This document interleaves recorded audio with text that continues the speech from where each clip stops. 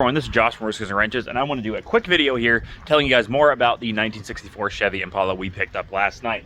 Now, I originally didn't even go to pick up this car. I went to pick up a 1966 Rambler that I was going to trade my old Scion XB for. But I got the whole way up there. They told me it had a clean and clear title. Got the whole way up there, looked at the title. It was not clean and clear. But on the way back, I knew a really, really good junkyard that I had bought a fair few cars in the past from. I know the owner really well. I know he's always got something cool in his yard. And this thing was sitting there, literally about to be crushed, about 4 days before I picked it up. And as soon as I started looking at this thing, I knew I couldn't let it get crushed. Now, not only is this a really, really old school Chevelle Malibu with all the glass intact, that window is rolled down just so I can steer it up onto the trailer, but all the glass, there's no cracks in it, all the glass is intact, it's there. The frame is absolutely gorgeous on this car. There are no holes up underneath at all. It has a clean and clear title, and the most rust this thing has is back here on these wheel wells that aren't even that bad. I mean, you can see a little hole right there and a little bubbles right along here. This thing is actually super, super clean, and there is a reason for that. This thing shows 50,000 and some odd miles, and I believe that is actually true. Now, the person the junkyard owner bought this thing from was the second owner. He bought it from the original owner in sometime in the mid 80s, about 84, 85, from what I was told. And he said that the owner told him that it was an original 36,000 mile car. Now, he drove it to where it got to 50,000 miles on it, and apparently it started to smoke really, really bad. This thing started smoking in 91 and it was parked. It has a 230 straight six in it. It has some cool things on it, actually. It has some aftermarket coilovers on the back. It has a chrome intake, chrome valve covers, things like that. And it's got actually bald tires on both sides on the back end here. Now, it leads me to believe this thing might have actually been a hot rod back in its day.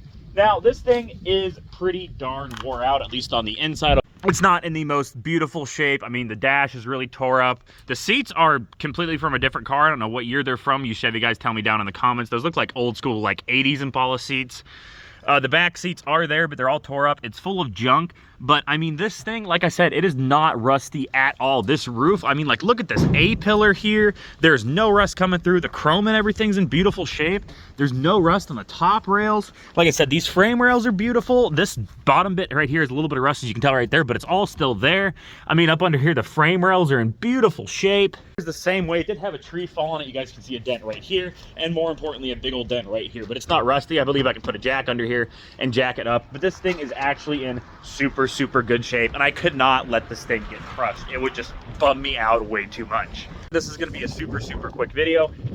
It is 0 degrees right now, and with the wind, it says, my phone says it feels like -16, so it's extremely cold out here, and I don't want to be out here any longer than possible.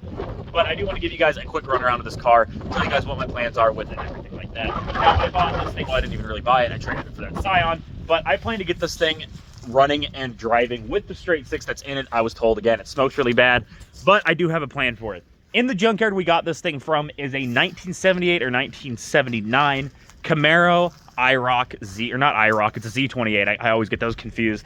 I'm not that big of a Chevy guy, so codes and everything like that and years aren't my big thing. But it's a Z28 car with a 350, a 4-speed. That's an aftermarket 4-speed. It was a factory stick shift car, but it has an aftermarket, better, stronger transmission in it. It has disc brakes on the front. We're going to use that thing, and we're going to pick that thing up, bring it home whenever we get this thing ready for a new engine and transmission. Put the rear end, the transmission, the 350 from that thing into this car and make it a street fighter muscle car.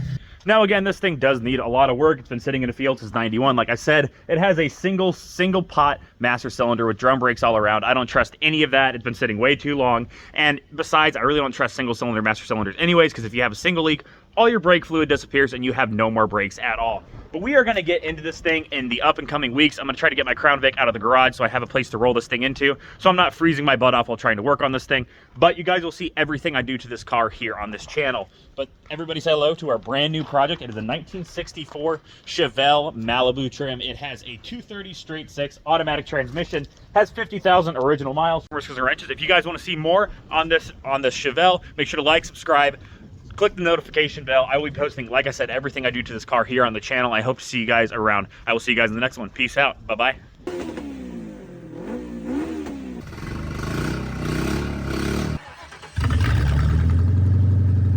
Oh my gosh. Dreams are made of these.